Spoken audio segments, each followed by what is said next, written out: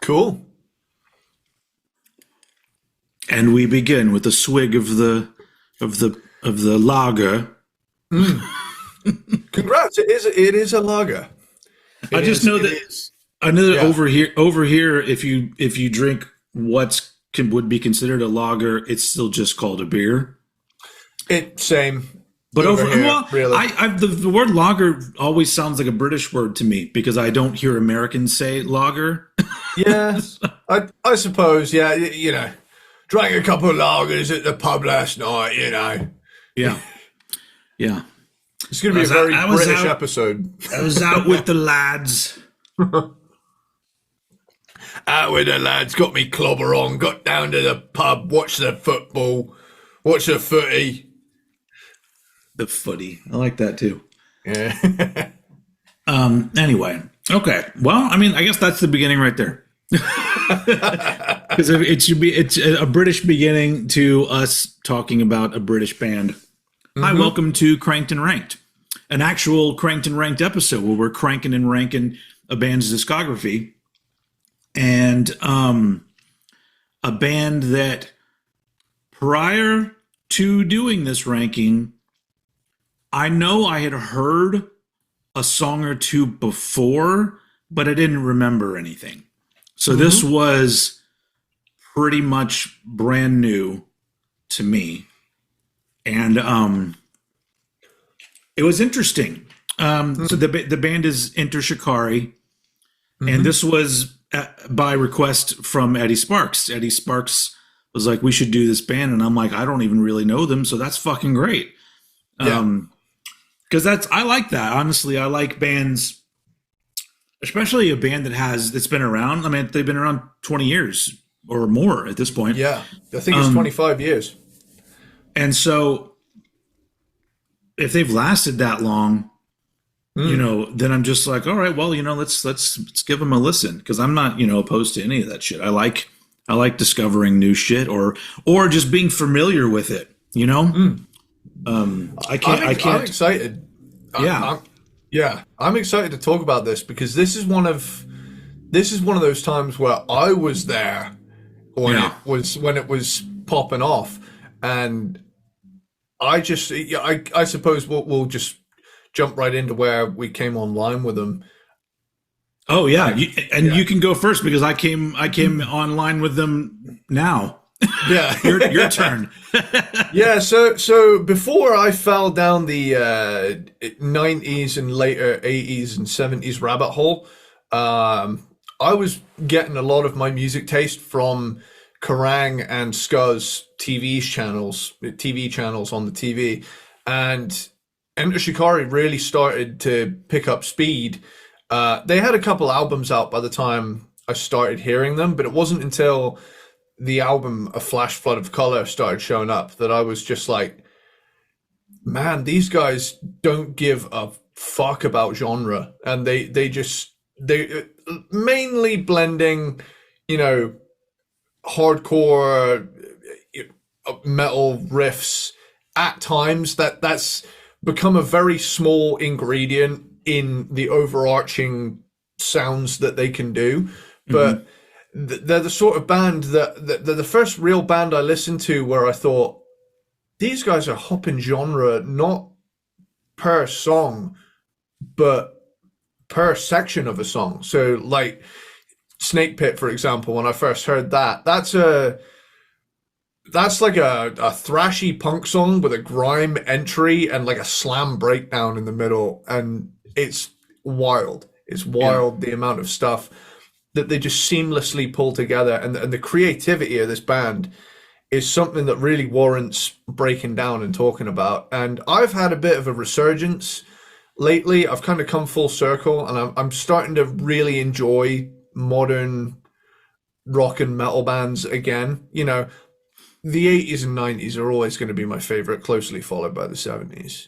However, I've begun to analyze it through a um, fairer set of ears and eyes, and really looking at something for what it is as opposed to comparing it to other things. And I think that's been not only a positive thing for the way I view stuff, but genuinely a healing experience for me, to where I can finally just enjoy things again without the tiny elitist in my brain thinking, yeah, but is there enough reverb on that snare drum? Yeah. Yeah. Yeah.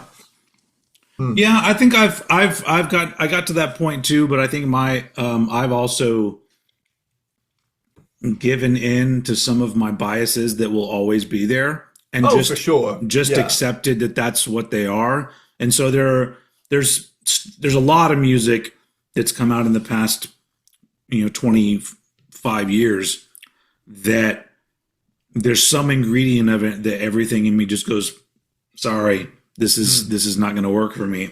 And at the end of the day, that's fine, because I only have time for the shit that I like, Yeah. And so, if something, it's just like trying to get from point A to point B. And there's if something gets in your way, you're not going to stop and then be like, you know what? I'm going to talk about this roadblock for weeks and weeks because I just can't believe this thing is in my way. No, you go around it. so I look at music that doesn't do anything for me as just a minor obstacle, and I just go, oh, well, I'm going to go around this and go, something else will be down there, I'm sure, that I'll run into, and I'll be like, cool, I'm into this. But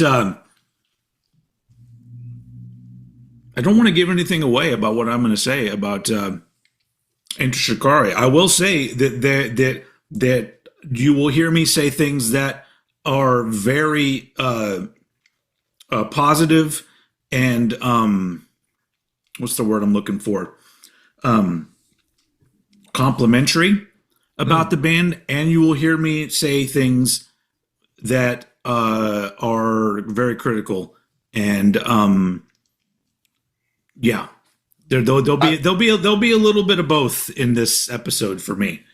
That's cool though. I think this is going to be an interesting one for sure. Yeah.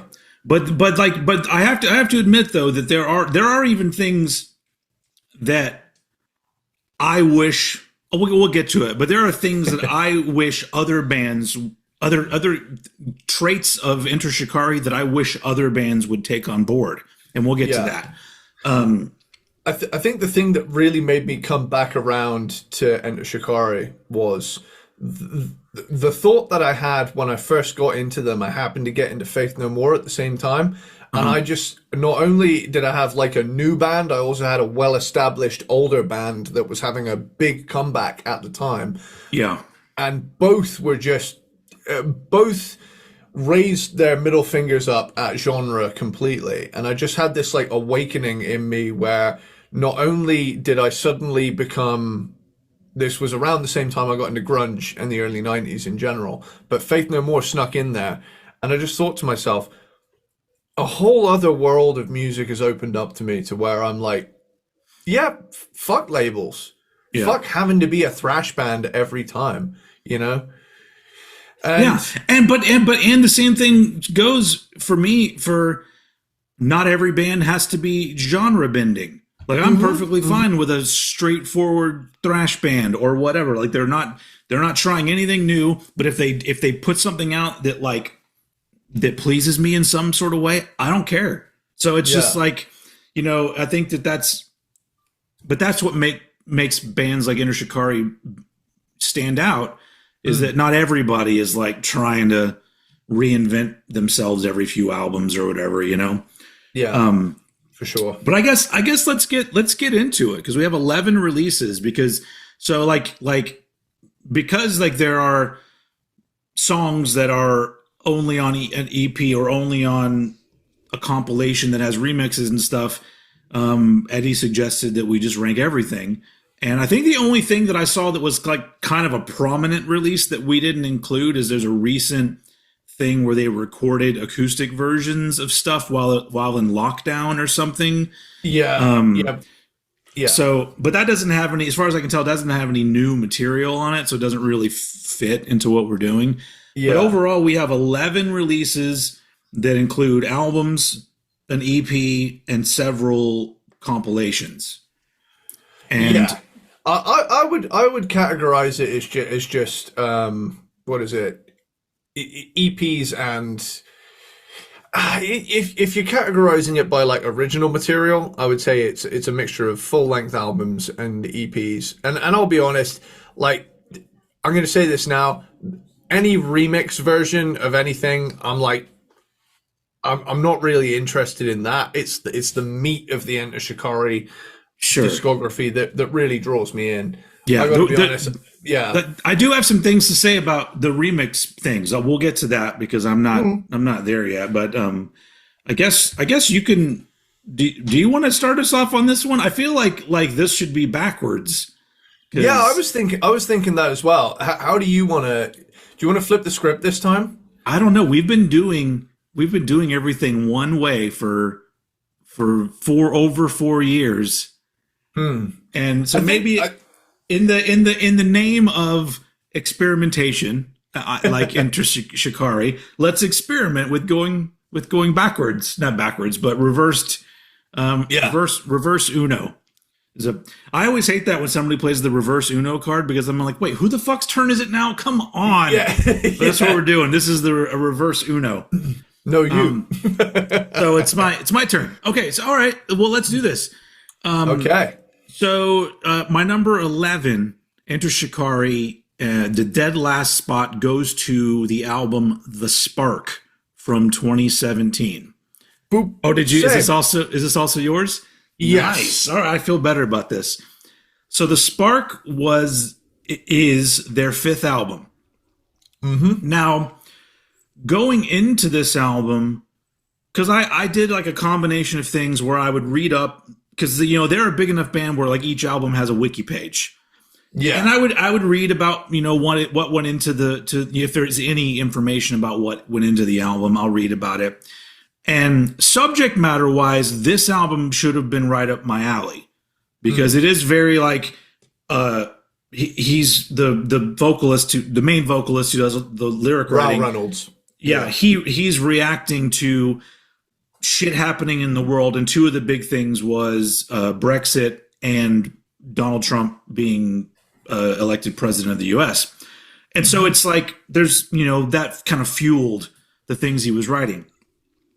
So, but the number one problem I have with this album is the production is so weak.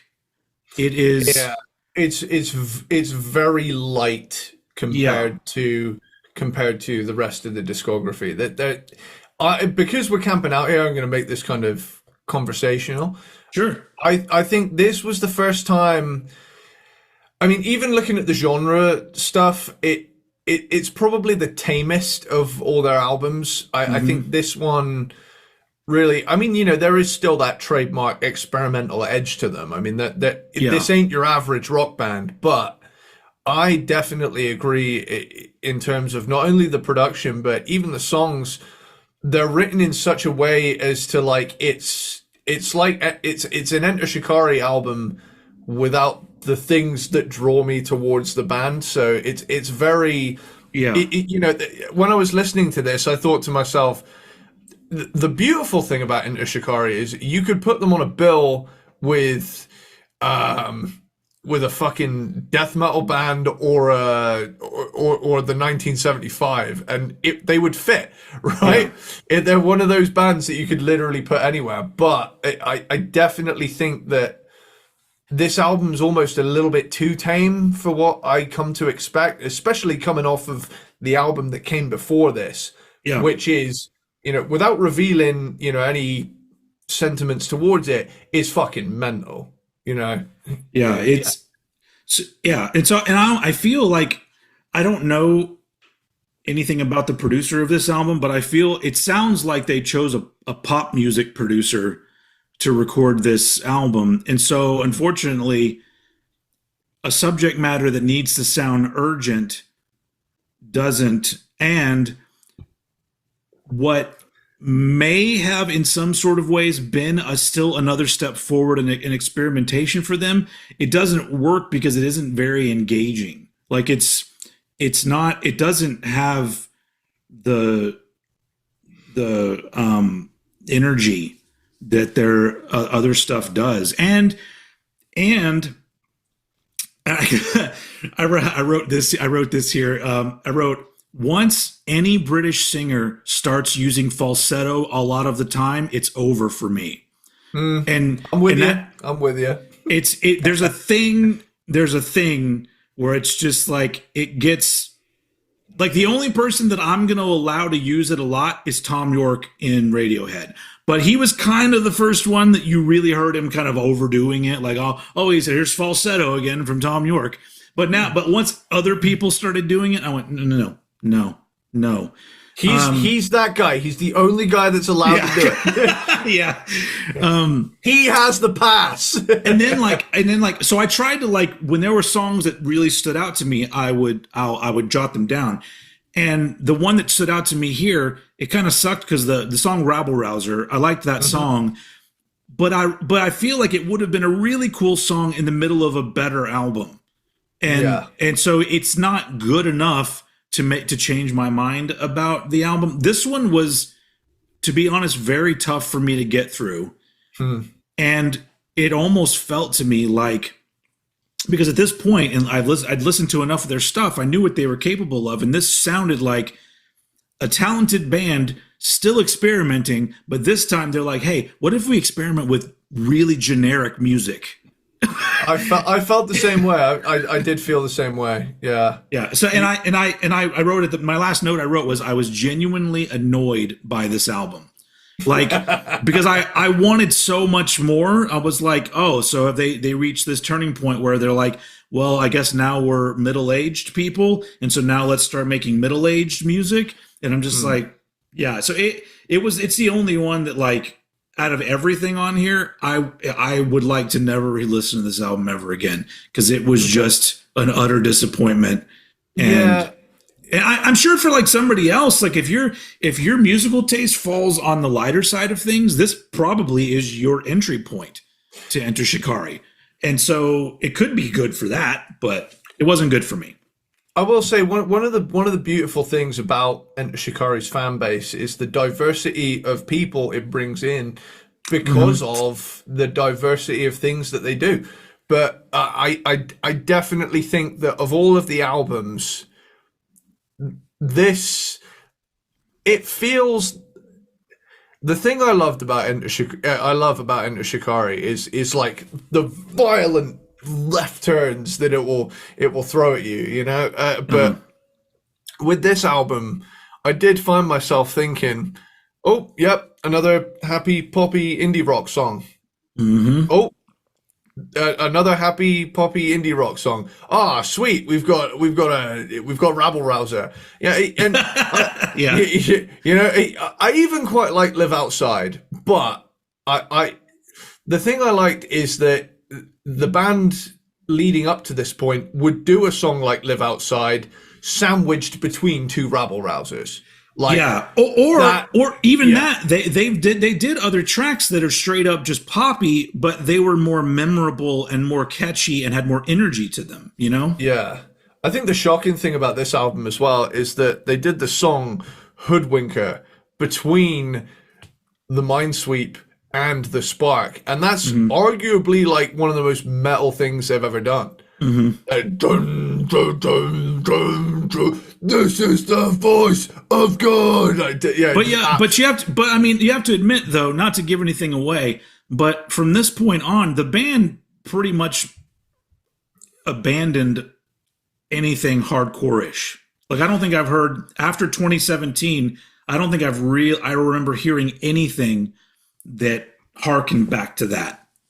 I've heard like heavy riffs used. Yeah. And that's, as far as I'm concerned, they gradually got less and less hardcore and more just, hey, I got this sick heavy riff that we can throw in. We've got a huge pool of influences to draw from. Let's just do this heavy riff here. Yeah. Yeah. But they made the mistake of also throwing something in there that always really pleases me, and then they stopped using it, which was like the discordant lead parts, like the Yeah. kind of stuff, Yeah. like the Yeah. really weird shit that you would throw in, like those. That's the kind of stuff that any band does that, and I'm always like, I don't care how fucking overused it is in certain styles of music. It always does something for me. But they abandoned that for sure. Like that's no me longer with- a thing. That's me with just filthy pinch harmonics. If you throw in a good, I'm just absolutely. Unless you're Zach Wilde, who throws it in a little bit too much sometimes. Yeah. I will say that there is a song by Bonfire called Nevermind, and the whole riff is just pinches. Dun, dun, wee, dun, wee, dun, wee, dun, dun, dun, dun, it. Like, I love that. Yeah. But yeah. All right. Well, I feel good that we matched up on this bottom one, because now I feel. Yeah. Because sometimes if it's a new band, sometimes I'm like, did I really get them? You know, because and so the fact that like we matched up on the bottom one makes me go, oh, okay, maybe I did get it. Yeah. For me, I'm sure to fans of the lighter side of music, this is their Enter Shikari album, but as someone who'd lived through Take to the Skies, through the Minesweep, this album to me just struck me as, oh man, this is like without sounding mean, this is like the rocking chair equivalent of an Enter Shikari album, to where it's like, this is the one you would put on if you didn't want it to grab your attention, in my opinion. And this is the set they'll pull out when they open for Coldplay. Yeah, that's a good way to put it. Anyway, I suppose that brings us to number 10. Yeah, So number 10. I'll let you continue this trend of cool. you. So my number 10 is actually their most recent release, which is Dancing on the Front Line, which came out this year, which is they call it a companion album, and it has remixes, live songs. And so I'm going to camp here for a minute, because I like, it's interesting because the standalone singles are all singles with features. So it's them doing stuff with other artists. And none of them really like did a lot for me, but they weren't necessarily bad. But out of all of their sort of companion compilation remix, things that they put out, this was the least enjoyable for me. But this is what I want to say, is that I wish every band would do this, the companion album, because you don't need to hit me with a new album every 2 years if you want to give yourself time to really come up with a good batch of songs. But even though I didn't get a whole lot out of the remixes on these compilations, I like that they're there. And I would love, like back in the 90s, Metallica would put remixes on their singles and stuff. Yeah. And I was like, I would love it if every 2 years after an album comes out, Metallica comes out with a compilation of here's a few live tracks, here's one song that we did just for this, and then here are these fucking wacky things where we got these weird people to fuck with our songs. I'd be like, take my fucking money. Because as a fan, I think Enter Shikari has it down. They fucking know. They deliver, dude. How they absolutely deliver to the fans. Yeah, how to deliver to their fans. Because I think their fans appreciate this kind of shit. And so I love it. And on top of that, how many other bands can you think of these days that put out standalone singles? Back in the day, the Beatles did it a lot. So you Hey Jude, classic fucking Beatles song, is not on a Beatles album. No. And that happened a lot back in the day. But you flash forward to now, there's no such thing really as I guess in the modern day of streaming, there are more standalone singles, but for a long time, that was a thing that nobody did. If you released a single, that single was then on the upcoming album or whatever. But they, all throughout their career, have put out things that were just singles on their own. And then maybe later they would be packaged in an EP or packaged in a compilation. But once again, as a fan, that's just fun as fuck. Here's a song. It's so like, at the end of the day, like I may not be like the biggest Enter Shikari fan. I'm not going to run out and buy all their shit. But this particular aspect of the band, I absolutely love because it works perfectly with this kind of shit that they do. It's like, we experiment with all of these different things, but then we give you these different experiences of releases that you can have or don't. But I'm just like, that's fucking great. I just wish more bands would do that. But Dancing on the Front Line, after going through all of them in order and hearing the other comps with other remixes and things like that, this was the one where I kind of just went, I'm kind of done. It's good. There's some good things on here, some parts that I like, some parts that I don't. But, yeah, if I was a huge fan, I'd eat this shit up. I'd eat it up. So, yeah. But Dancing on the Front Line ends up at number 10.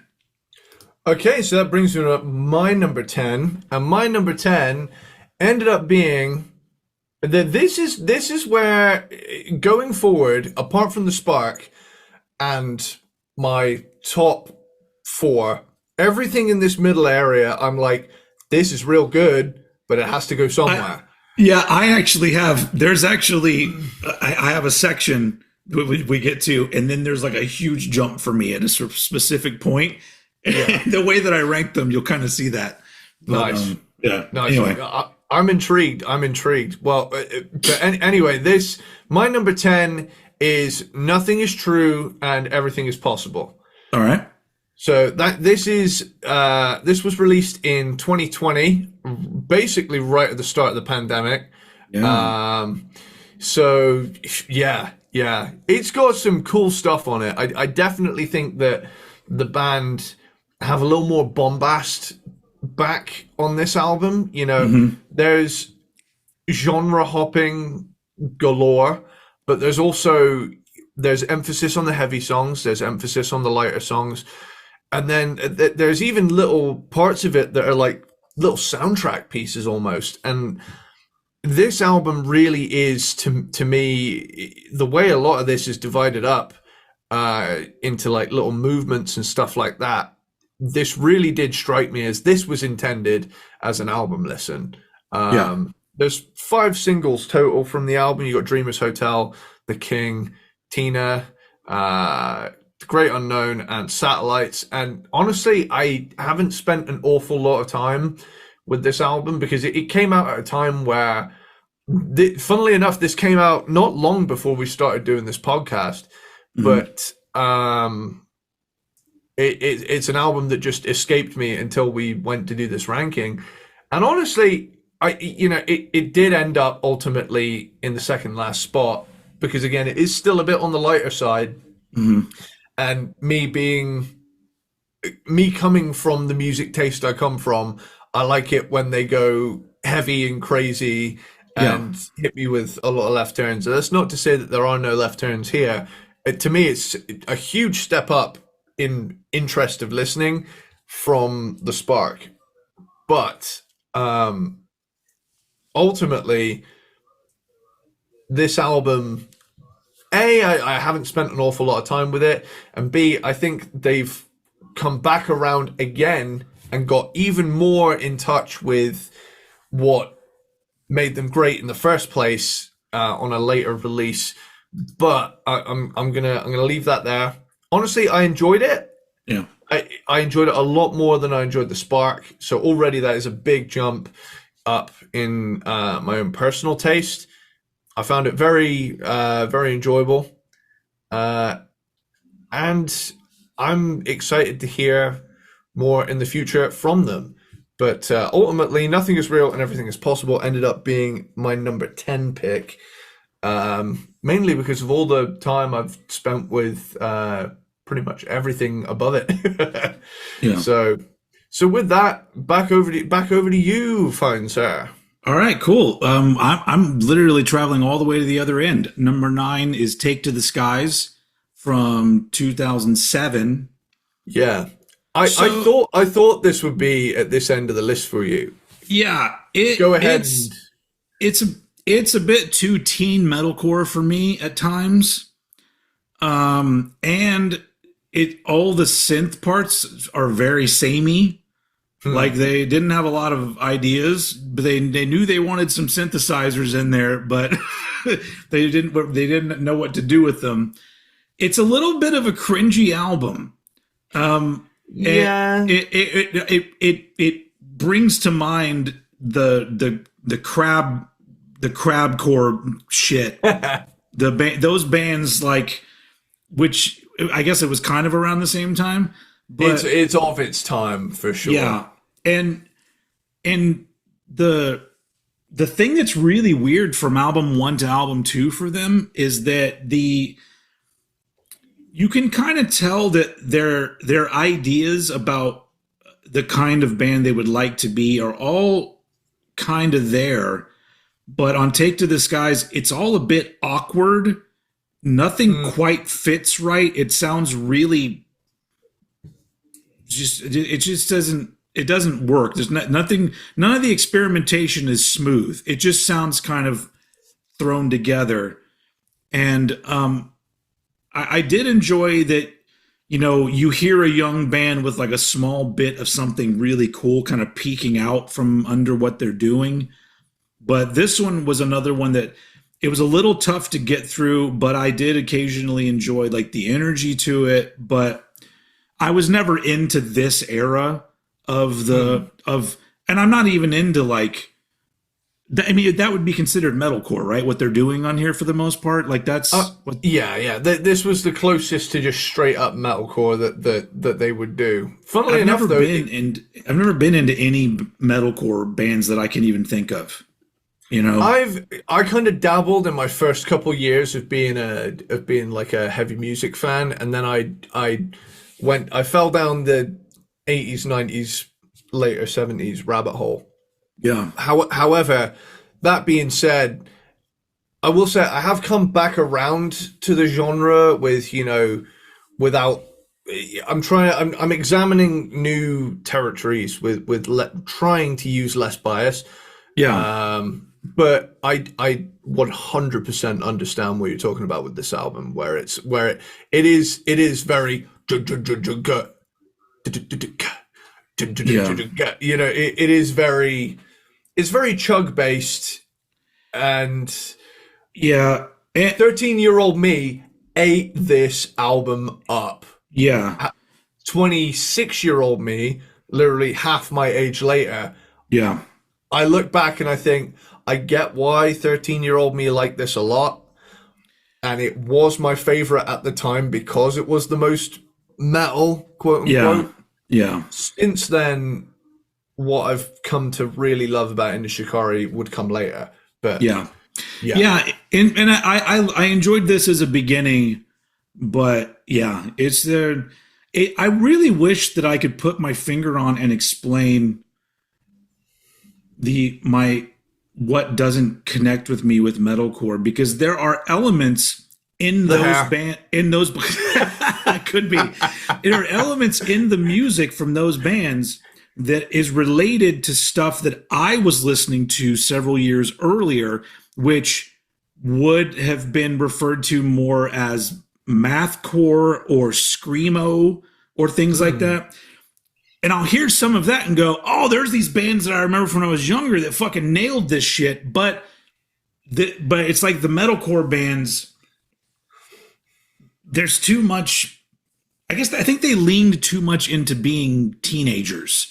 And they're too cutesy with it while trying to be metal. And I'm just like, let's not do that. Yeah, let's not worry about how good your hair looks. It's, that looking back, I think a prime example is, I remember, who was it? What band was it? I think it was Asking Alexandria. all of these bands had these like And their names, their Yeah, fucking names. yeah. Asking Alexandria, that there's nothing engaging about that band name. Yeah, What band are you going to see? Asking Alexandria. That sounds not interesting at all. me, me and my mates back in the day, we had this running gag of, when me and my collection of people who liked heavy music but had gone off the whole metalcore thing because it was so played out by the time we'd really gotten into metal and stuff like that. We got to the point where we said, look, if it has the words betraying, martyr, broken in the name, I'm not fucking interested, okay, buddy? Yeah. So we came up with this like idea of having like, what if we made the most cliche band of all time, where we said we're only allowed to play the 5th, the 7th, and the 8th frets apart from open chugs. Mm-hmm. And we're going to be called burying the betrayed martyr of a broken heart, and we're going to exclusively do chugs 5, 7, and 8, and that's going to be the whole thing. We're going to dye our hair black. You guys would have been huge. Yeah, yeah. And it was like, we're going to dress like we were just as likely to walk up and play a singer-songwriter set as we were to play a metal show. Ultimately, this was all a joke because none of us, But like I said, it genuinely was. By the time I got into heavy music, metalcore had been around and had been the dominant thing for at least 10 years. Okay. And at that point, I remember a lot of online discourse. I mean, overall, I don't care what some basement dweller has to say about fucking Angel Dust, right? Yeah. But I do remember, at the time, I'm more open-minded now, but I do remember at the time thinking, yeah, there are an awful lot of these bands that sound very samey, and it led to me not fitting in a little bit. I was listening to Judas Priest, everybody else was listening to Bring Me the Horizon and things like that, and that was one of the experiences that made me funny, but maybe not happy. Yeah. I mean, eventually we should get into like some of those bands that fall into that category, or I'm told sometimes like I'm wrong and they don't necessarily fall into that category, because I think of a band like Trivium, and I'll come to Trivium's defense.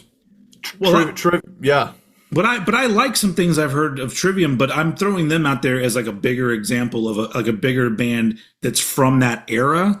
And I'm like, eventually we'll start covering those bands, just because I may not, end up loving Trivium, but I would like to know more about those group of bands that were fucking massive in like the early 2000s and whatever, Yeah. So, but anyway, Take to the Skies is fun and all, and for a first album, it has cool young vibes to it. But if this would not have gotten me into the band at all. So. Have you seen? This is a shot in the dark here. Have you seen the music video for "Sorry You're Not a Winner"?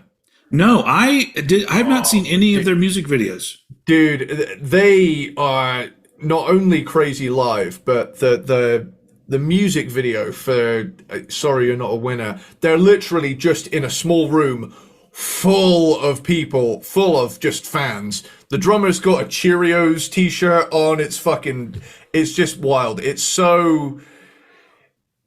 very like early Hungry Band, and whenever I watch it compared to like where they are now, it is a really cool timestamp of holy shit. Yeah, these guys had been a band for 8 years at this point, and we're still playing rooms like this. Like, Yeah. Also, that's another thing. Like, if I had just randomly seen a band like this live, then maybe my intro to them would have been way different, and I'd feel different about an album like this, because sometimes stuff like this, that when you're a young band and you don't necessarily have the budget or the chops to like pull it together in the studio, the live energy can sometimes, sell something in a way that your first album can't. So I don't know. Let me look up real quick. So, They sorry, got way better after this. yeah. So how old is Ralph Reynolds now? 38 years old. Fucking hell, man. That's a wake up call for me. Holy shit. Ralph Reynolds. So he 1986 he was born. So he's almost my wife's age. So he would have been 21 years old when they did that album. And it's stuff like that now where I think, oh my God, he's like 5 years younger than I am in that video now. And I'm having this experience where I'm thinking to myself, holy shit, dude. Like, good Lord. Good Lord. Yeah, well, I mean, it's weird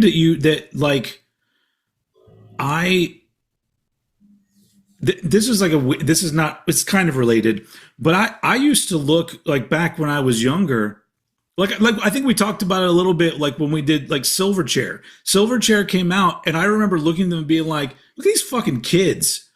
They're literally my age. But for some reason, I always felt like I was older than certain people. And then you get older, you start realizing like, oh, I'm the same age as this person. And it's really weird to think about that, because I've always had a weird view of certain people. Some people just always seemed way older than me, and others always seemed way younger. And it's really weird. Getting old is weird just because you start to really realize that kind of shit. Like, oh, like I'm the same age here. So I don't know. It's life, ladies and gentlemen. Yeah, I remember a big one for me growing up. When I turned 11, I was like, oh, hell yeah, I'm now canonically older than Bart Simpson, I remember that being like a benchmark, Oh, yeah, commonly known fact, Bart is 10. And I just remember thinking, oh, God, I'm older than Bart, Yeah, not literally, because I am younger than the Simpsons by about 9 years. But that being said, yeah.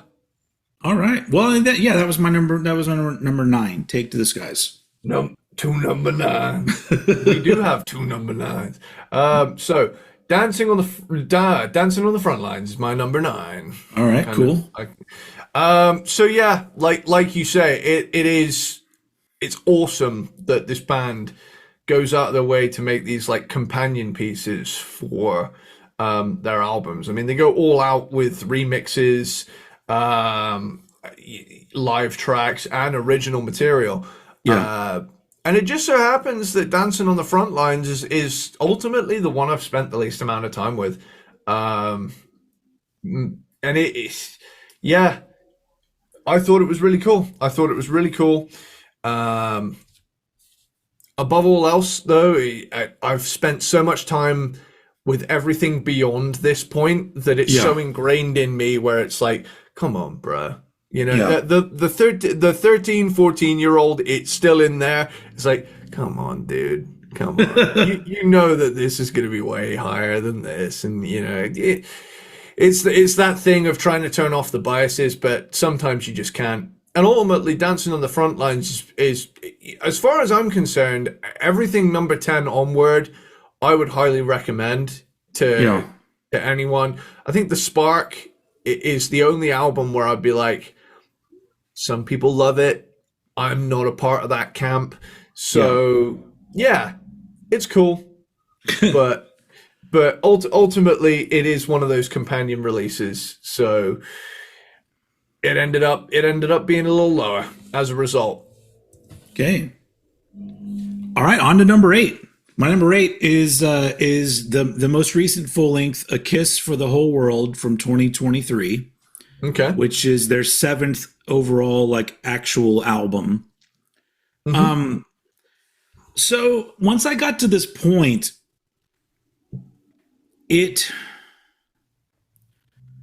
I realized that a lot of what I was enjoying about the band was no longer there. They're still ambitious, and they're still clearly trying to somewhat experiment with stuff. And nothing on this album is necessarily bad, but they just have become a heavy pop version of themselves now. So there's still elements that make them Enter Shikari, but especially on the guitar side of things, the way the guitar is produced in this particular album, you don't even need a guitar player. You could have just programmed that shit. You don't need anybody to play guitar. Yeah. And maybe I'm wrong because maybe I just missed it. But a thing that I also really liked about a lot of their albums was there was that other vocalist who would do shit like this. Like that was his. All four of them do have vocal moments. But there's the one guy, he would show up and he has like the really, he just sounds like an angry British dude that just wandered in off from the pub. I think that's Rob. I think that's the drummer, Rob. But I don't hear him anymore. Like I feel like the show, it's just that dude. I'm gonna keep using the Coldplay comparison because I almost feel like the lead guy, it's his show, and that kind of bums me out because it doesn't sound like an album from a band. It sounds like an album from a guy who has musicians playing with him. And the one thing that really kind of like bummed me out was I was started to think about it and I go, you know what? This was a band that used to incorporate electronic elements into their music, but now the electronic elements are incorporating the band. It's like there's not the organic aspect of it is gone, and that's what I liked about it was the fact that they did have the juxtaposition between the real organic band type shit and flat out trance music or whatever the fuck it is they wanted to throw in there. Yeah. And to make it even worse, there's a couple songs on this album that trick you into thinking you're about to get a rocker, and then really quickly it becomes not a rocker. So comparatively speaking, the album sounds good, but it's pretty dull overall compared to like the stuff that was really kind of entertaining me that they were doing. And so it's very clear that they've just kind of become this version of the band now. And you know, I mean, obviously if they put out another record and they just go batshit crazy with the rock tunes, then let me know because I'll jump back on. But at this point, I'm not really interested in kind of where they're going because it's like there are other bands that are ambitious with electronic and poppy stuff. They are no longer special if this is what they're doing because it's too similar to the experimentation that a lot of other artists are already doing. And so they're kind of, and on top of that, I don't think the vocalist's delivery sets him apart from other British vocalists. He like so much so that like he does those times where he kind of raps a little bit and it just sounds like the Streets. And you know, and I'm like, is this the dude from the Streets on this track? Because his voice is so similar to this certain British tone that I go, well, you don't got that going for you. So like when you compare them to Faith No More, I'm all like, I get the similarities about the experimentation, but Absolutely. Faith No More always sounded like a unique band. Even their most recent album that I don't like as much as the earlier stuff, they still sound like their own band. Whereas Enter Shikari, there's too many similarities to like other things to where it just kind of becomes, it kind of washes out the uniqueness. In what they're doing. I meant largely on the genre bending front above all else. Yeah. That being I just think that the genres that they're choosing to bend now are not interesting enough for me. So there's definitely we're coming up on like their 20-year anniversary in like 3 years of the debut album coming out. So I mean, we could be looking at a wild, you know, left turn, or we could be coming up on some sort of revisit to the roots. I don't know. Either or, I would say I would agree that there is an ambition to the band, but I think that ambition has shifted in terms of, I don't want to say anybody's right into only get a hit and only get a hit, anything like that. I Yeah. do think that there was a turning point. I do remember there being a turning point from where like the heavy kids and the emo kids and basically everybody that liked loud guitars at school Hmm. liked Enter Shikari, Yeah. and not sounding like any sort of like clicky guy. The basic folk who liked the pop on the radio Yeah. wanted nothing to fucking do with it. Yeah. Roll around about 5 years later, you've got said basic folk. Yeah, man, I caught Enter Shikari set at Boardmasters, man. They were fucking wicked, man. Yeah, and it's like all of a sudden, it's almost like, fuck. Well, we started off really heavy, and we incorporated the rave elements. But now we're appealing too much to the ravers, so we need to throw in some more chugs. But if we throw in chugs, we could alienate the ravers, and I don't know. No, I mean, at the end of the day, they're one of those bands that are still one of the OG bands to really do what they do, Yeah. and in their way. And I do think something I would like to hear a return to is kind of like when it was a Beatles Kiss thing where all four members had vocal moments. Yeah. I think it's Chris Batten, the bass player, who does a lot of the, we're part of the last garrison, like those kind of soft, clean vocals that would kind of like soar over stuff.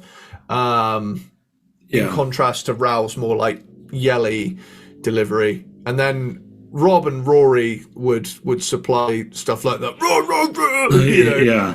Grumpy bloke in a pub on a rant. Yeah, and I do acknowledge the fact that I might feel differently about this stuff that they're doing now if I had been following the band since day one. Because you get a relationship with a band going, and then when they go down a certain route, like you follow them there just because you enjoy them and what they do.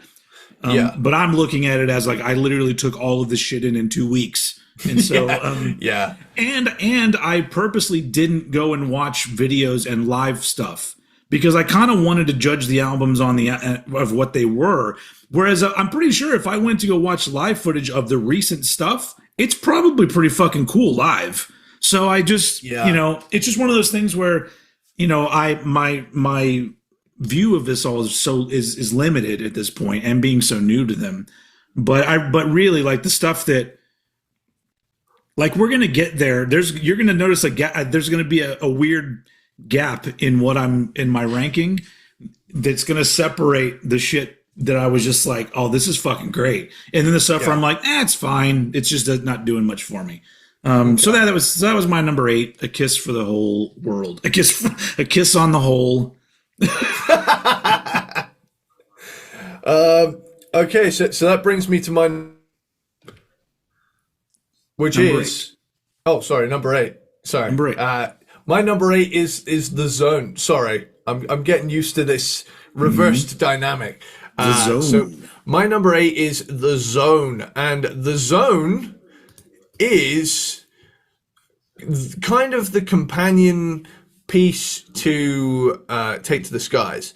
And it's a compilation album comprising remixes, B-side tracks off of their early era, compiled from like individual single releases and whatnot. In particular, the songs I remember absolutely playing the hell out of back in the day were The Feast and Acid Nation, because they're just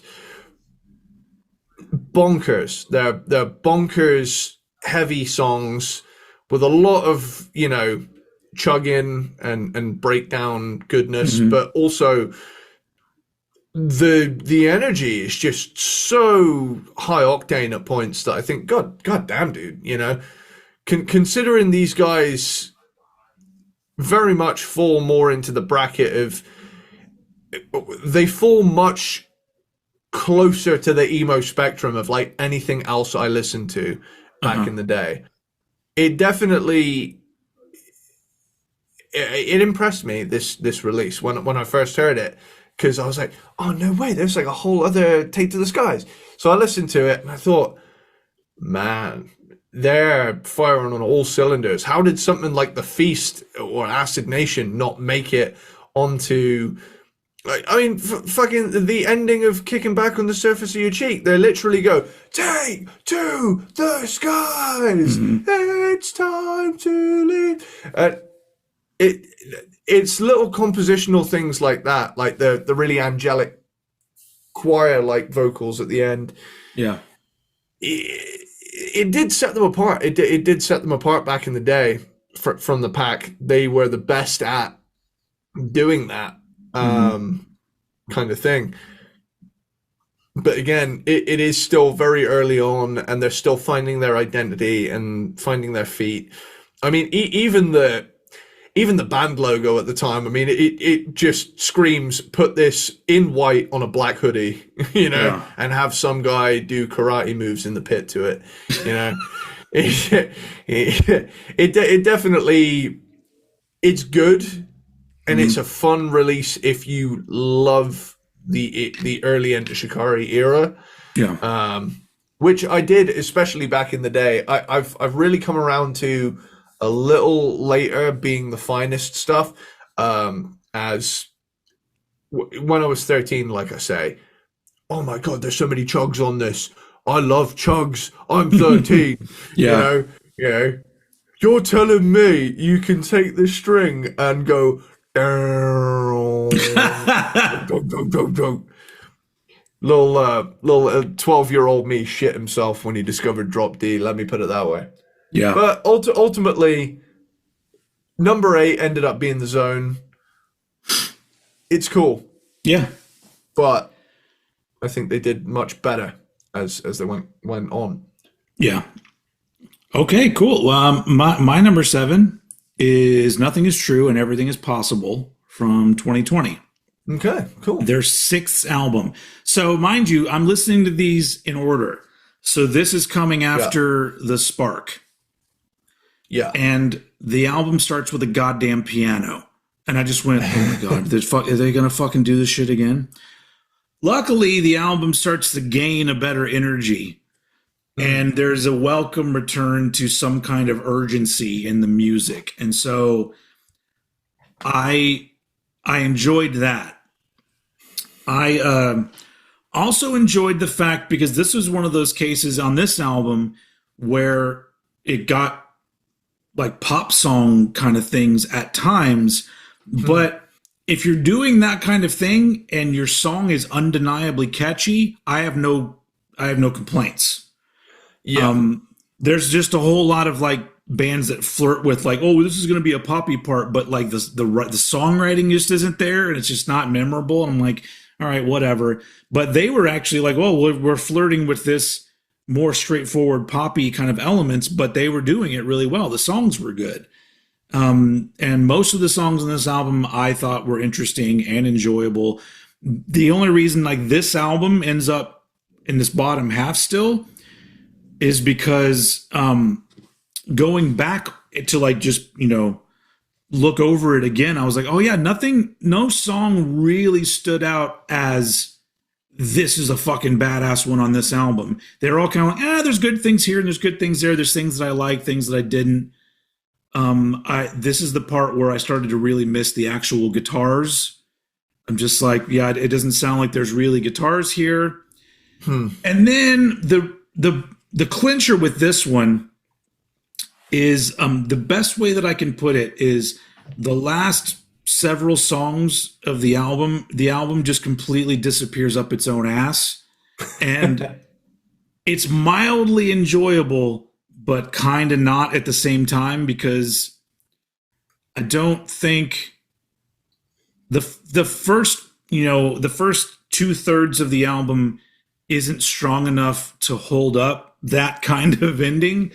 And so if this was on the end of a different album, then maybe I'd go, cool. They kind of went fucking crazy with the orchestration and all this shit at the end. But on this album, I was just like, are we still here? Like, can we wrap this shit up? And so while I still thought this was a good album and I liked things about it, overall, I just went, it's not as interesting. And this is them, into their more recent, whatever version of their band that they're in now. And so, even with the parts that stood out to me, overall, I was like, it's, as an album, it wasn't amazing, but it's got some good shit on it. So that's my number 7. Cool. So that brings me around to my number 7. Mm-hmm. So my number 7 is A Kiss for the Whole World. Okay. So this is, in my opinion, a bit. It's a return to form in terms of at least the idea that they're an energetic band doing energetic bangers, whether that be, whether the rock part is leading it or whether the electronic parts are leading it. Mm-hmm. Either way, I mean, the album clocks in at a very crisp 34 minutes, which me likey. Yeah. We are big proponents of that on this show. If you can get in and out with a pretty damn tight 34 to 35 to 40 minutes, boom, you've done your job. Hell, if you can get in and out in under a half hour and do the job that it takes some bands these days to do a whole hour, hell yeah. That means I can listen to it twice as much and it be less of a commitment. Either way, I definitely think that they've come back around to what drew me to them in the first place on this album. The heavy riffs are present again. I agree they could do with being a bit more prominent. But when I heard the singles from this album, I genuinely felt reassured. I was like, oh, okay, I'm not a bad person for wanting them to bring heavy guitars back in. I just started to question myself a little bit. I thought to myself, I wouldn't call them heavy guitars. no, but there's a guitar type sound in the mix somewhere. I would say, I mean, if you're comparing it to the Sparxx, though. Like, okay. I'm thinking relativity, Yeah. You're not gonna hear and definitely not that shit's gone. Yeah. Oh man, I fucking love when they do that stuff. But yeah, A Kiss for the Whole World, I would say that it's kind of the top of the second half of my list, because for me personally, it does feel like a step in the right direction. Mm-hmm. At least, who knows? On the next album, they could have like fucking Dimebag guitars. Who knows? But all I know is that I'm glad to finally see a little bit more bombast again in what they were doing. Because if you ask me, like, a lot of people turn around and say, I love the Spark because it's so emotional. It's like, emotional how, though? Because if you listen to something like the Minesweep, there's emotion all over that. It's just the kind of emotion that you do with this face as opposed to this face. For audio listeners, I just made an angry face and then a sad face. And ultimately, even though Enter Shikari have done soft songs throughout, from day one. I mean, adieu from adieu to you and you, to me, to you.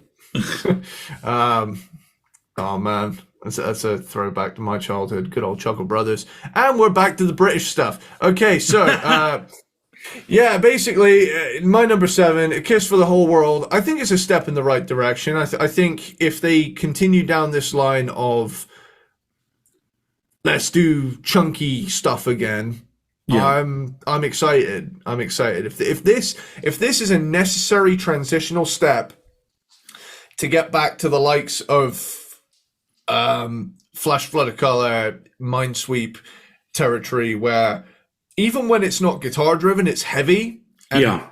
booming. Oh yeah, and- there are songs that I will call out as songs that I really liked, and some of them have no guitars on them whatsoever.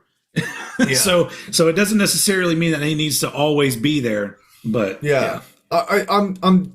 For me, Enter Shikari, there's a certain bombast. That's the word that comes to mind, where it's Yeah. like, good Lord, they're this fucking good at this many sounds, you know? And I definitely think that there was an era there where they really toned things down, which is, you know, at least an admirable left turn, if not where I wanted them to head. But yeah. either way, I think they've come back around now to the energy of things. So with that, my number 7 is A Kiss for the Whole World. All right. Over to you. All right, we've now reached what I would like to call the middle of my ranking. My number 6 is The Zone from 2007, which is B-sides, demos, remixes for after the first album. Now, this was the one where there was no standout track on that first album for me that really did anything for me, but Kicking Back on the Surface of Your Cheek was the first one that, like, all the way through, I was like, I'm on board with this song all the way through. And also what I enjoyed was very quickly, I was like, well, man, I actually like these like little remixes and things. It makes me appreciate the first album even more. And I was like, this is cool. Like they followed it up with this because, like I said, I wish more bands would do things like this. Like, let's, you know, I love the idea of a companion album or something like this. And so I was like, wow, even if I'm not like on board with all of these songs, I really like what they did here.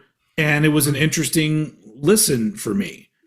And it had, you know, had good songs on it as well. So I don't really have much to add to that one because it's another one of those companion albums. But I enjoyed it. So number 6 for me is The Zone.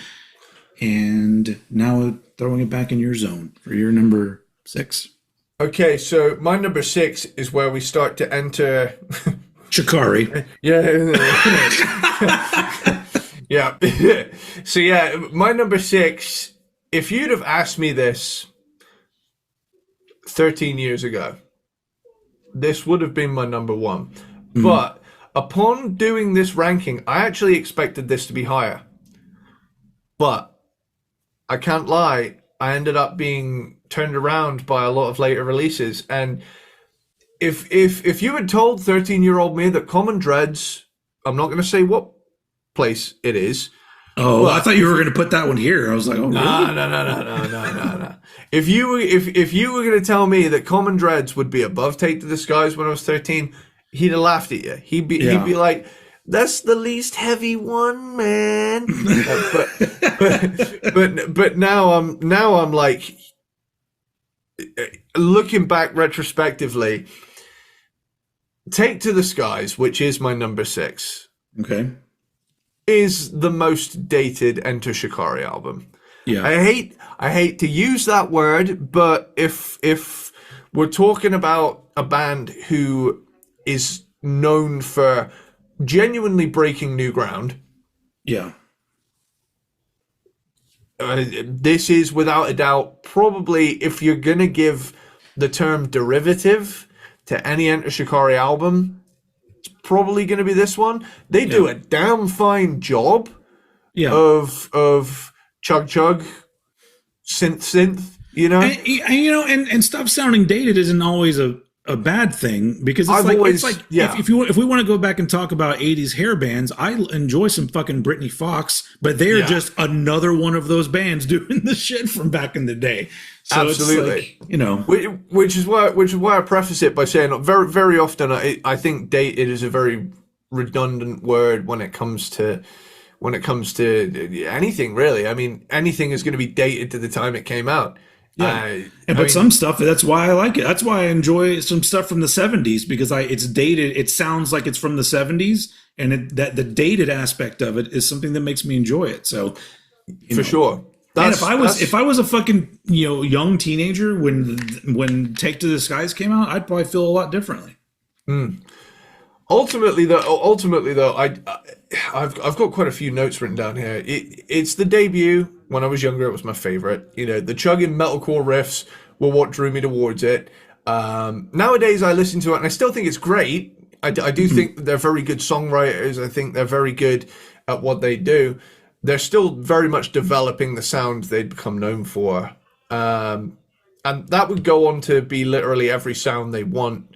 That being said, though, in my opinion, when this album hits, it fucking crushes. I think tracks like Mothership and Okay, Time for Plan B, I'll still listen to those and think, yeah, man.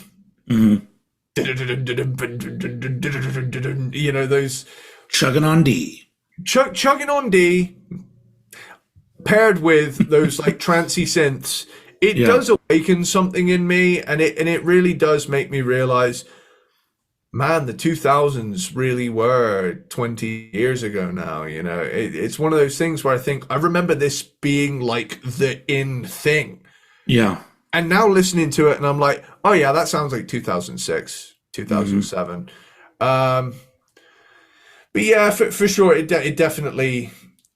Okay, Time for Plan B might still be in my top 5 favorite Enter Shikari songs, but something that I did think was a nice touch of this album that they would continue with multiple other releases is that they have like little motifs and interludes that appear all over the album, that add to the cohesion, and it's almost like it's like a musical pee break where it's like, hey, we just hit you with 4 bangers.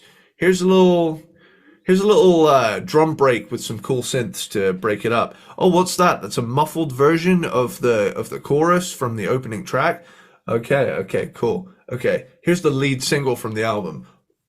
Whoa, even now, I do think it's a fantastically sequenced album, but overall, when you're comparing it to the albums that would follow, it's pretty raw. For what they do, it's pretty raw and it's pretty straight ahead, really. It's metalcore with synthesizers, and that's okay. They've done a fantastic job of it, but yeah, it's a nostalgic album for me for sure. But I've had to set aside a bias and really evaluate things and think about what emotional response I get from the albums now. And when I listened to this album, I was like, I'm hyper aware that I'm listening to an album of its time. Yeah. Whereas something like, again, I'm probably giving a little too much away, but a few albums later, there's stuff that feels relevant now, like still feels insane. Yeah. So with that, I guess, that's my number 6, Take to the Skies. Cool. Still in the middle section here for me. My number 5 is Tribalism from 2010, which is your number 5 is Tribalism? Yeah. My number 5 is Tribalism. Nice. There we go. So another quote unquote companion style album, couple new tracks, some B-sides, some remixes. I All Eyes on the Saint is a great song. That's one. Yeah. That's one that really did it for me. And great song. Honestly, like, I enjoyed this entire thing. The 2 brand new tracks on here, they're all, it's good. My only big gripe about this one is it's very long. It is, yeah. It's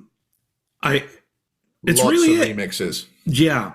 Because I think that this type of album, just like albums in general, like 40 minutes. But you can make me a full length album with B-sides and remixes, but just cut it off 40 to 45 minutes. But I really like the shit. I think out of the 3, I guess they've done 3 sort of like companion album kind of things. This was my favorite, just because of the strength of everything that's on it. But yeah, it's enjoyable, and it's just there's a lot in it. Yeah, you've pretty much said everything that I was going to say, and being as we're camped out here, I remember this coming out, and I remember playing the absolute hell out of Thumper and also All Eyes on the Saint. All Eyes on the Saint, man, it's awesome. But the thing that always stuck with me was that big chuggy breakdown bit, that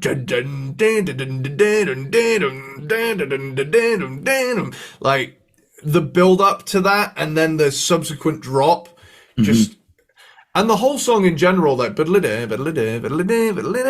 of the stuff on this is really, really cool. Yeah. But yeah, again, it's that thing of how much of this is remix and live tracks, and it is a very long release. It's over an hour, but it is really cool to see the genres listed here as drum and bass, post-hardcore, electronicore, and alternative metal on the same disc. You know, yeah. That is something that really does set them apart. I think. I mean, lots of bands have tried to do it, and nowhere near to the innovation of this band, nor the personality, because I think a lot of personality comes through of the individual members. Again, that's another thing as well. Yeah, you watch, like, they do behind the scenes footage of every fucking thing they do, and they're just a goofy bunch of four pals, and it's that's another thing. I don't know anything about them, so it's like, you know, everything's just based on the music on these releases at this point. Yeah, I like them as dudes from what I've seen as well. It's just like the dream band setup. It's just four buds making kick-ass music, being goofy goobers in the meantime. And I love that. You love to see that. Yeah. All in all, though, we've matched up twice now. Honestly, we have the same top four. Yeah. So it'll be whether or not they're in the same order. Are you done? Are you done with tribalism here? Yeah, I'm done with tribalism. I just wanted to say All Eyes on the Saint is a fucking banger, and I'm glad you agree. I agree. All right, so this is the end of what I consider the middle here. My number 4 is the Rat Race EP from 2013. Boom! Bam! All right, we are matching up. So this is I have to admit, when I first listened to these tracks, because it's 3 tracks in the version that I listened to. Or 3 new tracks. After the album that preceded it, or what is it called? That was preceded before it. Flash Flood of Color. Yeah. This was kind of a letdown for me, but coming back to just kind of like spot check these albums, I went to listen to these songs again, and I was like, oh no, it's cool. It's just, it's kind of it feels more stripped back. And so I actually kind of like that they just said, oh, well, I guess technically this wasn't originally intended as an EP. It was singles.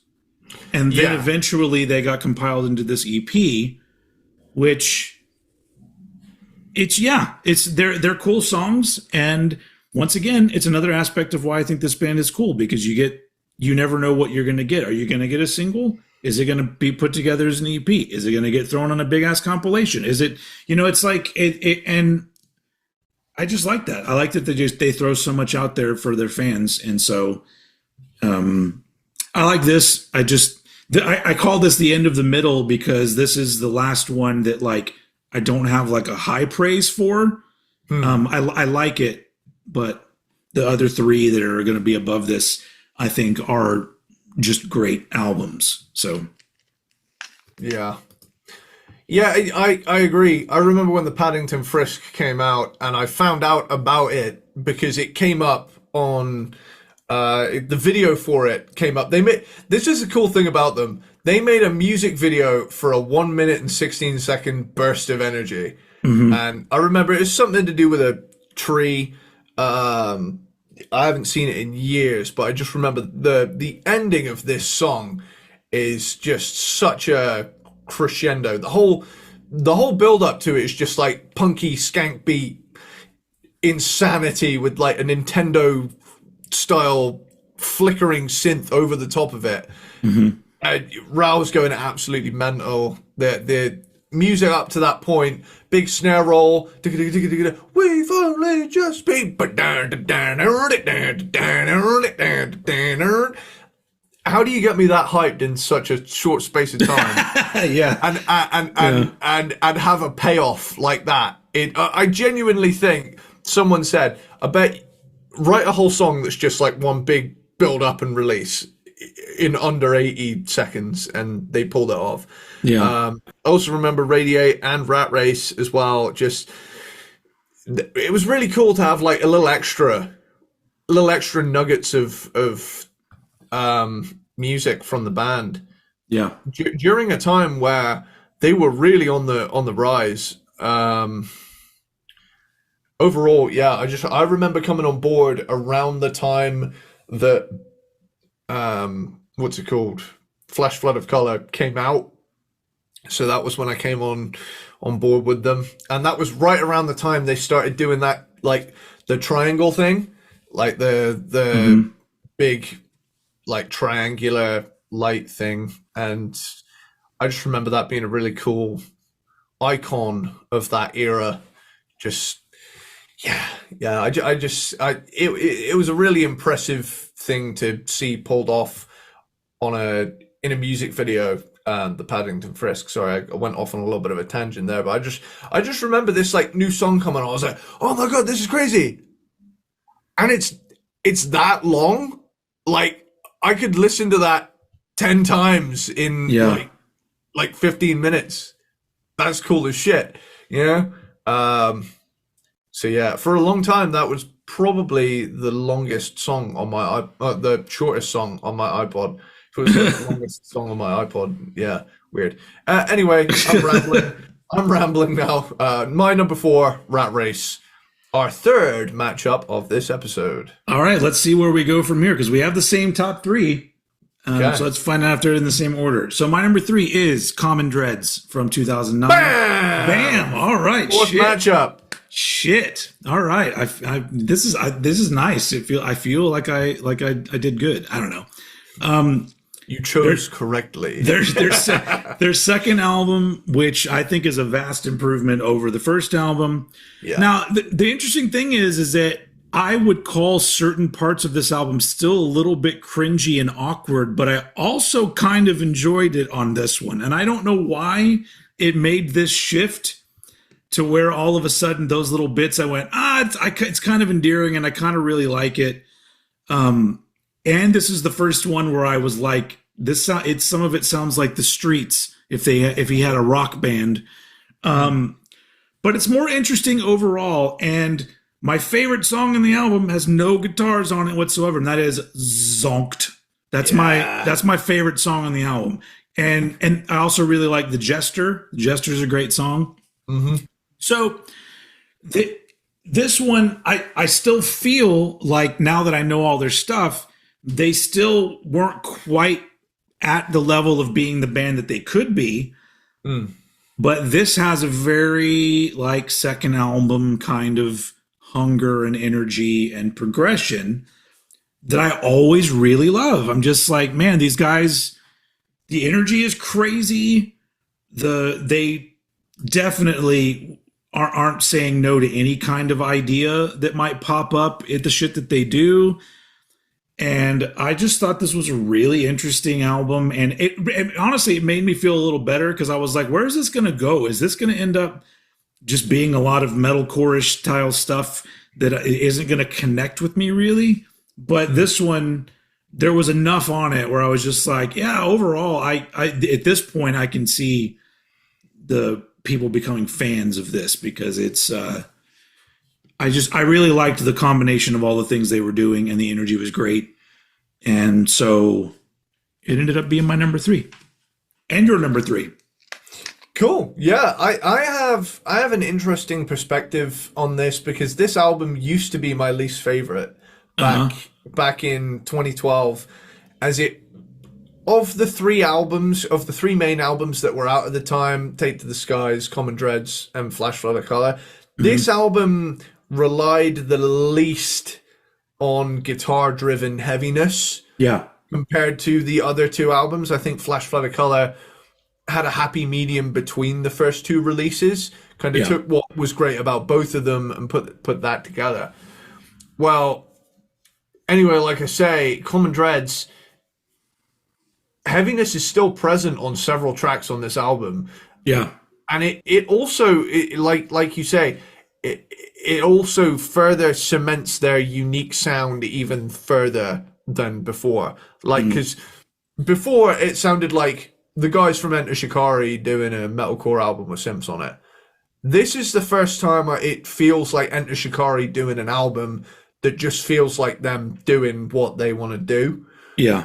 You know, I mean, already you got tracks like God, like you said, Zonked, The Jester, fucking No Sleep Tonight, and Juggernauts are absolute bangers. Solidarity and the 1-2 punch of Solidarity and Step Up, and oh man, even yeah, it's a fun album.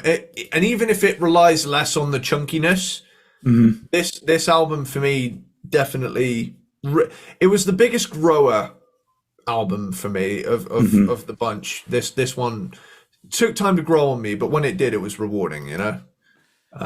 Yeah. For me, the energy came across even obviously on the tracks that don't even have guitars at all, because there was still a similar urgency and the way it's produced. Like it's it's almost like if it, when they're doing it, in my opinion, the right way, the electronic parts are just as heavy as the metalish parts, and Yeah. so that's what I like about it. I sent you a little thing on the lead up to this. I said, "Is this the most British Oh, breakdown of all time?" And yeah. it's the mate. What the fuck are you on about? Mhm.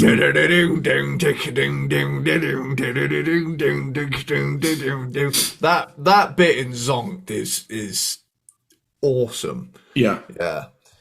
But all in all, like I say, it's Common Dreads, man. It's good. It's a I damn I would it's a agree. big step in the right direction. Now, All right. this is going to be interesting because one of these albums I spent a lot of time with. Hmm. This number one and number two, I am completely conflicted on, Oh, okay. because on the one hand, a Flash Flood of Color, I played, if I had a cassette version of that in 2012, it would not have been functioning by 2013 because I Yeah. listened to that album effectively to death, right? Yeah. The Minesweep, on the other hand, came along just after I'd gone down the 80s rabbit hole, Hmm. 80s, 90s era Eddie deep dive. So I wasn't really interested in what was happening at the time. Yeah. What a fool I was to pass on the Minesweep, Yeah. because clearly it's made it all the way up Hmm. to 201. And So I don't want to sound like I'm copying you, yeah. but I want to find out. I'm glad it's Well, played out like this because I want to know what your number two is. I'm gonna go on record and say that to me there was no contest. Like these I think are the two best albums that they did, but Agreed. the one that I put number one is the best thing. Or I don't even think you can argue it. I don't. It's just my opinion. My number two is the Minesweep from 2015, Same. which is their fourth album. And the only gripe I have about this album, well, there's two. I have two gripes. but the rest of the album was good enough to where I got over it. The sound is a bit weak. I wish there was a little more oomph to the production style on this. And then my other one is the fucking Coldplay song at the end. Well, I guess if you listen to the bonus track version, they make up for it. But the end song, it's good, but it loses me real quick on an album where the rest of it I was really engaged with. So the songs, to me, comparatively speaking, are not as interesting as the songs on A Flash Flood of Color, but that is a really tough act to follow. But this one does have songs that I thought were fucking bangers. The Last Garrison is one of them. And then my favorite is probably There's a Price on Your Head. That is really fucking good. Yeah. And the thing that I liked about this album is they still feel like ambitious here, but I don't feel like the Minesweep was a big step forward in progression. It's just it wasn't an album that surprised me the way that the previous album did. And so some of it doesn't hit as hard as I would like it to hit, but I'm going to chalk that up to the production and which is not awful. I just wish that it was better.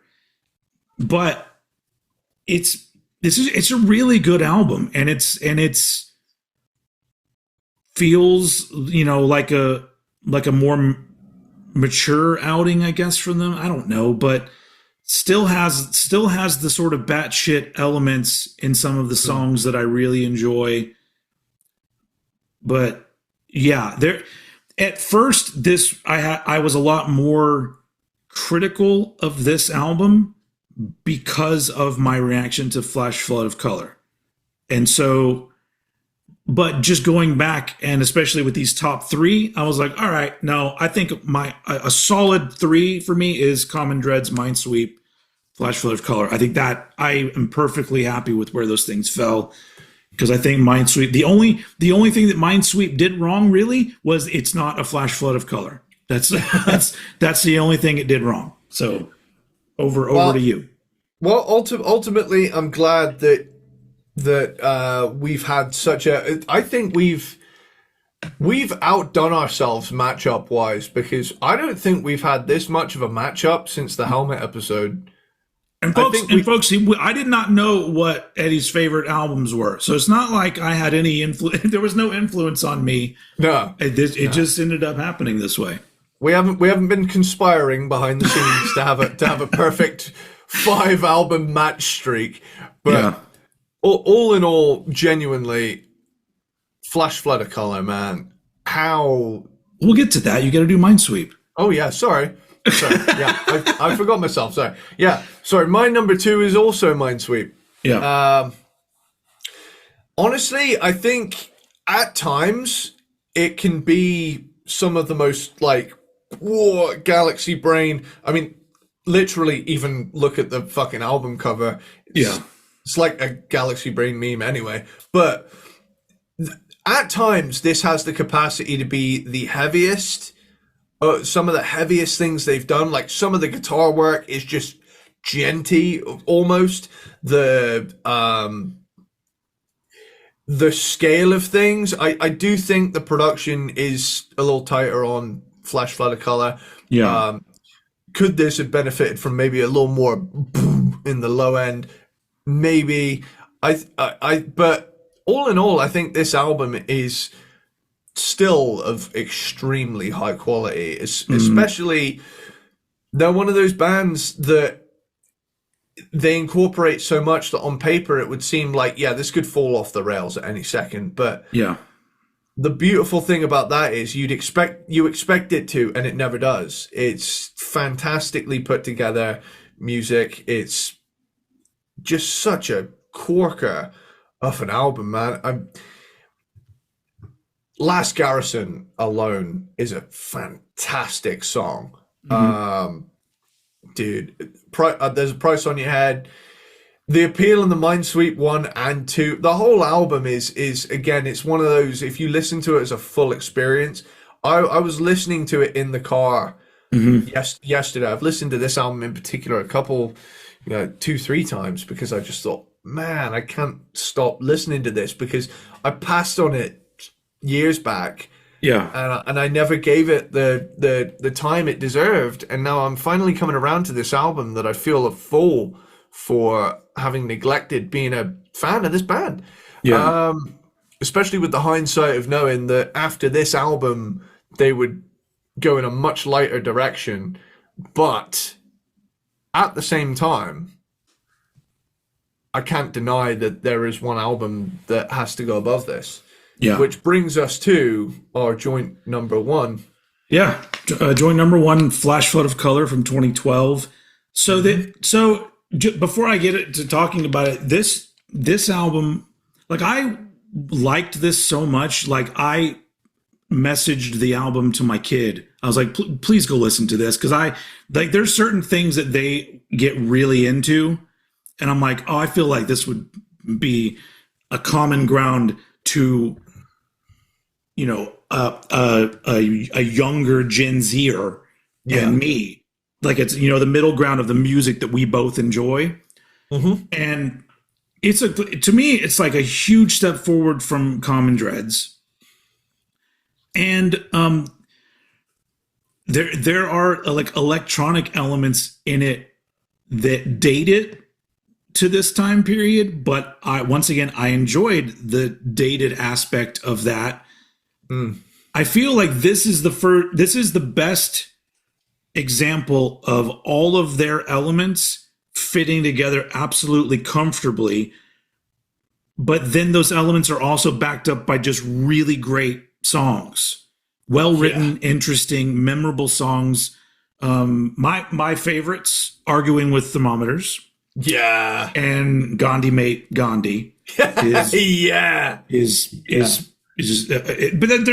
they're all really good.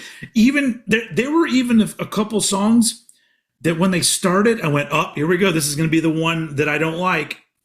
And then literally by the midpoint of the song, I was like, okay, fuck it, this is a banger as well. Yeah. And so, like, for what they do, I think this is the best example of all the elements. I like the production. I could honestly give or take the album cover, because I've never liked album covers like this, where it's kind of like, oh, it's a shape and some lights, and I'm just, I sometimes look at album covers. I don't really like any of their album covers, let's be fair, but it's just not my style.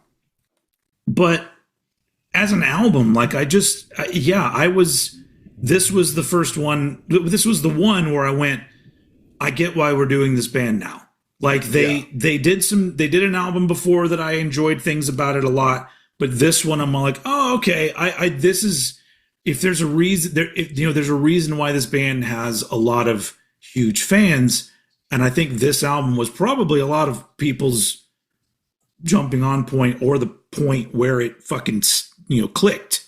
It was mine. It was my jumping on point for sure. This album. So yeah. So I literally have no gripes about this album at all. I thought it was utterly enjoyable all the way through, and so it ended up being my number one. Yeah, and the fact that songs like Kel Surprise and Destabilize aren't on the normal version, they're on the special edition or something. Imagine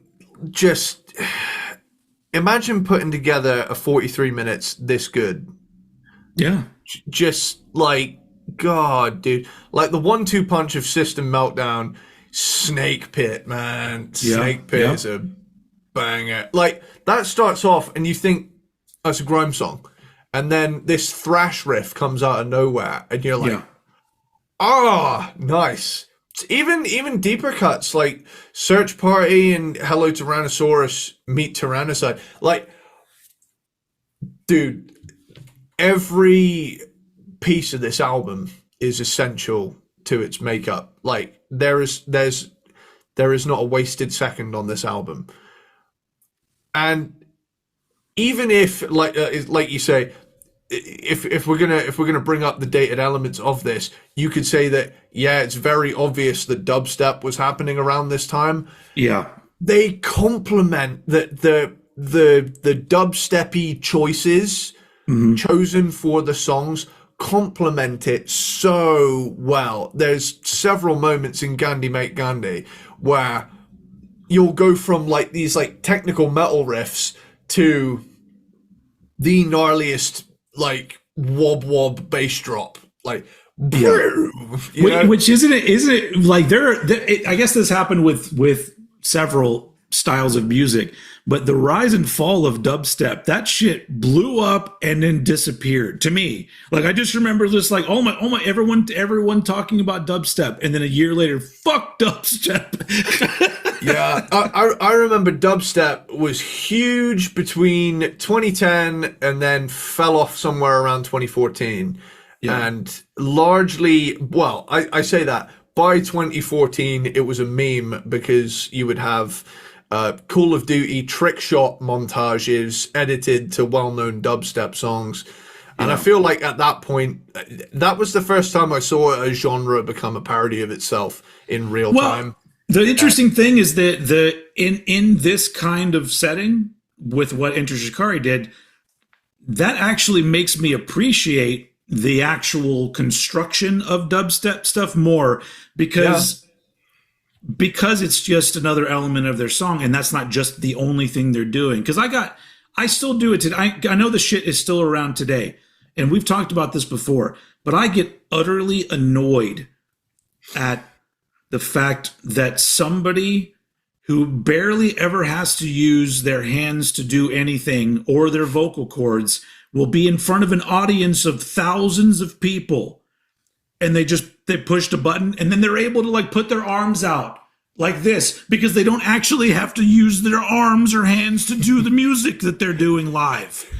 And so I was looking at it, I just go, fuck you, go fuck yourself. Because if I was putting together dubstep, if I got into that, and then somebody said, "Hey, you want to go headline this festival?" I'd be like, "Why? Can't you just play my CD and they'll they'll all listen to it? Like, why do I got to be there just to show my stupid face when I push a button on the goddamn laptop?" So it's like.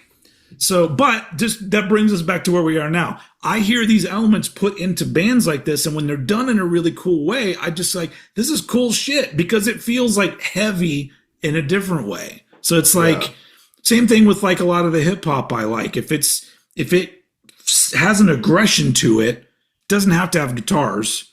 It just has to have that element of like something that just like moves me. And so I love the way that they incorporated it, but it really did bring to mind like that time period where like everyone was talking about dubstep, and I was just like, all right. I remember that the thing that made me realize at the time that I needed to stop being so fragile. For me, I remember being the metal guy and being like, I'm not allowed to like dubstep. And it's like, it's like, but you like Enter Shikari. Yeah, there's metal riffs and dubstep. It doesn't count. Yeah. But then on Christmas Day, I can tell you exactly to the day where I realized I liked it was the Christmas Day of 2012. 4 days after the world was supposed to end, I get a little video game for my PS3. That's how old I am, by the way. If you were a young watcher, that's how old I am. Anyway, you're an older Gen Z. Yeah, I am the first of my kind. Well, you're born the first year of what's considered Gen Z. So you're like, I'm what's known as a zillennial. I had the DVD VHS combo box growing up. That's all you need to say. That's what when were you born? I had a VHS DVD combo. Late 90s. So, Anyway, I remember just is going off of this completely, off of Enter Shikari completely. We're just on the dubstep talk now. But I Yeah. remember it was Christmas Day 2012, and I got a little video game called Black Ops 2, Call of Duty Black Ops 2. And in that game, which is set in the future, next year, 2025. Oh, okay. Yeah. Hopefully, the events of which will not become a reality, where South American dictator rises up and uses our own drones against us, and we end up in a Skynet situation. Anyway, needless to say, there's a scene where you go kind of undercover in a nightclub on this like Epstein ass island looking thing, and basically you go to this big nightclub and there's all these rich powerful people, you know, doing cocaine things and whatnot on the dance floor. Basically what you do is you walk in to this room and it's first person perspective, so you're just walking around and you're like, oh shit, this is a cool nightclub. And then eventually these bad guys come in and start taking hostages, and you're like, oh shit, the person they're after the person we came to exfiltrate. And there's a shootout that begins in slow-mo, and as soon as the drop happens, you dive sideways with two pistols behind a bar, and it's like literally goes boo,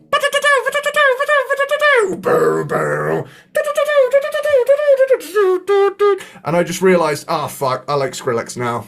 It's on Call of Duty. I have to like it now, yeah. In the right context, you know, it works. Yeah, I just remember there being sorry. I was just going to say around this time, Yeah. when Korn was collaborating with Skrillex as well, Which I like that album. all of a sudden, right? Scuzz TV, all of its like little logo idents before the commercials happen, replaced by dubstep from rock, and I'm thinking, what the fuck's happening? Yeah. This is a rock station, you know. Yeah. But it's like it had guitars in it, but I was like, oh man, is dubstep a metal genre now or something? And Skrillex would even get mentioned in Kerrang loads, and like it would even be in gigs and stuff. And I was like, there's some weird cross pollination happening here. But looking back, I can understand, because I suppose the philosophy of a metalcore song, which was also popping off at the same time, and a dubstep song lead to the same logical conclusion. Everybody's waiting for the breakdown or the drop. You know? Yeah. It makes sense. I don't know why like this just popped into my head, and I think it's the combination of me thinking about electronic music live and the fact that I've mentioned the streets like 3 or 4 times in this episode. I saw the streets, and I hate to say the streets. It's a rapper. I went to go see him live in I don't know, like 2005, 6, something like that. And the weirdest thing about that show was I was disappointed and didn't enjoy the show because he had a band. And so the things that I enjoyed about how his songs sounded did not translate to a band at all. They sounded weak as fuck with a band. And so that was like one of those weird moments where I'm like, couldn't you have just toured with a laptop and just put the beat on and then done your little, I'm British, I'm rapping, I'm British. You like me because I talk funny. Yeah. And so I just remember that was one of those weird moments where I went, I feel like I shouldn't feel this way, but I do. Why did you have to have a band? Like, I don't want to hear that. And so like, there's some music that I feel like just that's how it's supposed to be. Like it's, you know, it's supposed to be electronic or have that, you know, grimy electronic kind of, you know, thing going on. And so that led me to not go see other artists, because I was like, I'm not going to go see Dizzy Rascal if he fucking shows up with a goddamn band. That's not how I want it to sound. I want his music to be all, you know, shit like that, you know? Yeah. So anyway, that was just. I guess that's all British. It all ties in to. I'm not gonna lie, I had Bonkers on my iPod Nano back in 2009. Although I really do love, like, that's got to be. I know a million people sampled that fucking song, but that Dizzy Rascal song that samples the Big Beat, song. What is it called? Yeah. Fix Up, Look Sharp is the name of the song. And where, like, literally it's just the beat from that. Is it Billy Squires song, I think? And it even has the chorus, which normally I'd be like, fuck you for just using the chorus or whatever from this song. But the way he did it, I'm into it. I'm into some Dizzy Rascal, honestly. There's exceptions to the rule. Yeah. Anyway, all right, back to our number one. I said everything I want to say. I don't know if you've wrapped yours up. I'll probably just do a quick little thing here. Let me get it up. Flash flood of ladies. He's gonna get it up. I'm getting it up. Oh, it's up. For the podcast world, you're missing out. Eddie is getting it up. All I'll say is this: System, Meltdown, Snake Pit, Search Party, Arguing with Thermometers, Stalemate, Gandhi Mate Gandhi, Warm Smiles Do Not Make You Welcome Here, Pack of Thieves, Hello Tyrannosaurus Meet Tyrannicide, and Constellations is one hell of a running order. If I went to an Enter Shikari gig and that's all they played, they just played this one album and bounced. Yeah. That'd be like seeing Limp Bizkit and only hearing Significant Other or Chocolate Starfish. You know, it's one of those where it's like everything is so goddamn good.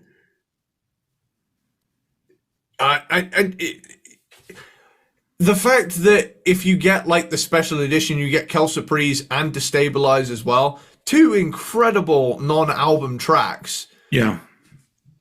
Oh man, dude, man, dude. Yeah. It's great. It's a fantastic album, and I really have come back around to this era, and I'm excited to re-examine it with a fairer set of senses, particularly my ears, which is what you use to listen to music. Yeah, I don't need a darn thing. I think I've a band that eventually we'll get to because they're on the list, but that I feel that way about, where I got really into them around 2006 ish, and then really loved a couple of their albums, and then kind of fell off, was Dillinger Escape Plan. Yeah. And that they're one that now, like, I guess now that they're technically broken up, and I'm going back and listening to the last two albums that they did that I wasn't super jazzed on.